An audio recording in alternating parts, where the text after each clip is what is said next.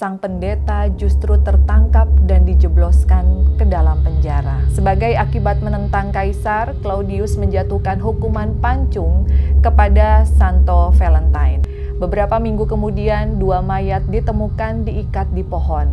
Polisi pun mewawancarai Stephen, namun polisi menemukan kejanggalan dalam cerita Stephen. Halo teman-temannya Furi, ketemu lagi di special edition Valentine ya. Seperti kita semua tahu bahwa di 14 Februari, orang-orang, terutama pasangan-pasangan, selalu merayakan Valentine. Tetapi kali ini saya akan membahas tentang sejarah dan juga tragedi yang terjadi di saat Valentine. Ditemani oleh boneka arwah saya, Emily Rose. Jangan lupa untuk like, subscribe, share, dan juga komen di YouTube channel Furi Harun. Sebelum kita memulai sesi ini, Furi ingatkan bahwa segala kebenaran hanyalah milik Allah Subhanahu wa Ta'ala, Tuhan semesta alam. Jadi mohon maaf apabila ada salah-salah kata. Sejarah Valentine yang selalu diperingati pada tanggal 14 Februari setiap tahunnya. Pada hari itu selalu diidentikan dengan cinta, kasih sayang, mawar merah, puisi, hadiah, ataupun coklat. Tapi, apa sejatinya sejarah di hari Valentine ini? Sebenarnya, banyak sekali sejarah yang mengaitkan asal-muasal hari Valentine. Tapi, dari beberapa sumber yang ada, mungkin literasi ini bisa mendekati sejarah hari kasih sayang yang jatuh pada tanggal 14 Februari. Dikisahkan di kerajaan Romawi pada 269 Masehi dan masa kepemimpinan Kaisar Claudius, hidup seorang pendeta Kristen yakni Santo Valentine.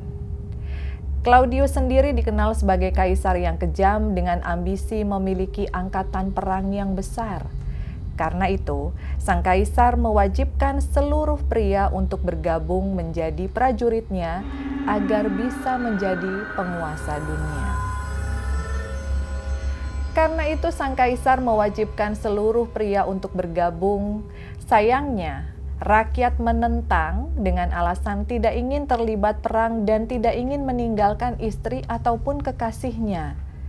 Hal itu kemudian membuat Claudius marah besar dan membuat kebijakan pelarangan pernikahan. Ngeri banget ya, pelarangan pernikahan. Jadi Santo Valentine saat itu menjadi yang paling menolak kebijakan tak masuk akal dari sang kaisar. Sebagai pendeta, ia tetap menikahkan pasangan-pasangan kekasih menjadi suami istri meskipun dilakukan secara diam-diam.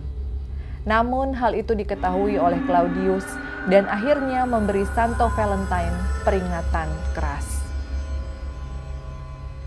Akan tetapi, peringatan itu sama sekali tidak digubris oleh sang pendeta. Hingga suatu malam, Santo Valentine tertangkap basah sedang menikahkan sepasang kekasih. Beruntung pasangan kekasih itu bisa melarikan diri, tapi naasnya sang pendeta justru tertangkap dan dijebloskan ke dalam penjara. Sebagai akibat menentang kaisar, Claudius menjatuhkan hukuman pancung kepada Santo Valentine.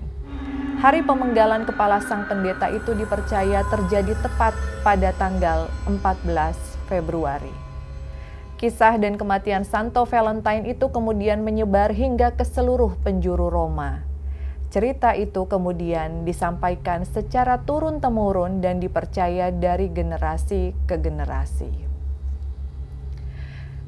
Dan berikut ini, Furi akan menyampaikan tentang 5 tragedi yang terjadi di malam Valentine. Kisah yang pertama, sepasang kekasih disiksa hingga tewas setelah ikut pesta dansa. Tahun 1971, Jessie McBain dan Patricia Mann menghadiri pesta dansa tak jauh dari rumah mereka malam itu. Namun mereka tak pernah kembali ke rumah sejak malam tersebut. Polisi awalnya mengabaikan kasus tersebut, beranggapan bahwa dua sejoli itu sengaja melarikan diri.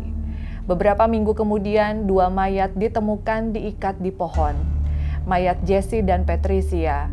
Bekas-bekas yang tersisa di tubuh mayat menunjukkan mereka disiksa dulu sebelum akhirnya tewas. Lokasi yang berjauhan membuat pembunuh sulit sekali dilacak. Hingga kini, kematian sepasang insan ini masih tetap menjadi misteri. Yang kedua, suami membunuh istri, memotongnya dan membuangnya ke tempat sampah. Hari Valentine tahun 2007, Stephen Grant melapor ke polisi setempat kalau istrinya Tara Lynn menghilang. Polisi pun mewawancarai Stephen, namun polisi menemukan kejanggalan dalam cerita Stephen. Stephen yang tidak terima menyebutkan kalau dirinya difitnah oleh polisi di berbagai media. Awal Maret, polisi melakukan penggeledahan di rumah Stephen. Polisi pun menemukan barang-barang Tara yang tercecer. Stephen kabur, tapi polisi berhasil melacaknya dan menangkapnya. Setelah diperiksa, Stephen mengaku membunuh dan memotong-motong tubuh istrinya. Ia mencekik Tara karena kesal selalu diremehkan oleh istrinya sendiri. Tragedi yang ketiga, mantan menusuk pacar untuk balas dendam. Tiana Notice putus dengan pacarnya James Carter karena kerap menerima perlakuan kasar. Tapi James tidak mau melepasnya. James terus-terusan mengirimi Tiara pesan singkat, email, dan menelpon Tiara. Ia bahkan pernah berusaha menemui Tiana di rumahnya. Tiana yang tidak tahan melapor ke polisi sambil membawa barang bukti. Polisi setuju untuk menahan James. Sayang mereka terlambat. Di malam hari Valentine tahun 2009, Tiana ditemukan tewas terbunuh dengan lebih dari 20 luka tusukan di seluruh tubuhnya. Bukti-bukti menunjukkan bahwa Jameslah pelakunya. Yang keempat adalah jebakan kartu Valentine. Stacy Shokik, maaf kalau lafaznya salah, ingin suami kelimanya mati. Jadi, ia memutuskan menyewa pembunuh bayaran untuk menyingkirkan suaminya. Ia mengatakan pada suaminya kalau ia ingin bertukar kartu Valentine di sebuah taman umum. Di sanalah sang pembunuh bayaran menghabisi nyawa suami Stacy. Segera ia mengklaim polis asuransi jiwa suaminya. Sayang, ia mengatur rencana kejahatan lewat telepon sehingga polisi berhasil mendapat bukti percakapan rencana kejahatan Stacy. Ia pun ditangkap bersama sang pembunuh bayaran. Dan yang kelima, atlet Olimpiade menembak pacarnya sendiri. Oscar Pistorius, namanya melambung setelah menang di Paralimpik 2004. Pada tahun 2013, namanya kembali meroket. Kali ini karena penembakan yang ia lakukan terhadap pacarnya sendiri. Hari Valentine tahun 2013, pacarnya ditemukan tewas tertembak. Oscar mengaku menembakkan pistol untuk membela diri karena mengira sang pacar itu adalah penyusup. Namun dari pesan teks yang didapat dari ponsel korban, terindikasi kalau Oscar sering melakukan gertakan agresif pada pacarnya. Setelah diadakan penyelidikan mendalam, Oscar pun mengakui kejahatannya tersebut. Jadi itu tadi sedikit cerita tentang sejarah dan juga beberapa tragedi yang pernah terjadi di malam atau di hari Valentine. Barangkali di antara kalian juga ada yang memiliki informasi baru tentang tragedi-tragedi apa sih yang pernah terjadi pada saat Valentine ya, dan mungkin akan kita bahas nanti. Tetapi yang paling penting teman-teman semuanya, dari segala macam cerita, sejarah yang dimulai dengan kesedihan karena kematian sang pendeta ya, ataupun tentang tragedi-tragedi yang terjadi, hendaknya kita semua bisa menyikapi dengan sikap yang arif dan juga bijaksana. Nah, salah satunya yang ada di sebelah saya ya. Jadi ada coklat, ada juga bunga ya. Kenapa ada bunga mawar hitam? Tentunya kalian semua tahu bahwa saya sebagai spirit dolls collector, saya sangat suka warna hitam ya. Dan bunga mawar hitam ini juga sangat disukai oleh anak-anak asuh saya, termasuk juga Emily Rose. Tetapi yang terpenting adalah bukan tentang mawarnya, bukan tentang coklat ataupun berbagai hadiahnya di saat Valentine, tetapi bagaimana kita bisa menumbuhkan rasa saling percaya, bisa saling membina hubungan yang lebih harmonis bersama pasangan, bisa say thank you ya, mengucapkan terima kasih atas segala kontribusi, atas segala kebaikan yang sudah pasangan berikan untuk kita, dan juga saling memaafkan apabila ada kesalahan. Sehingga kedepannya hubungan kalian pun bisa lebih harmonis dan juga lebih romantis. Tetapi buat yang tidak setuju, silahkan saja karena ini Valentine bukan sebuah kewajiban.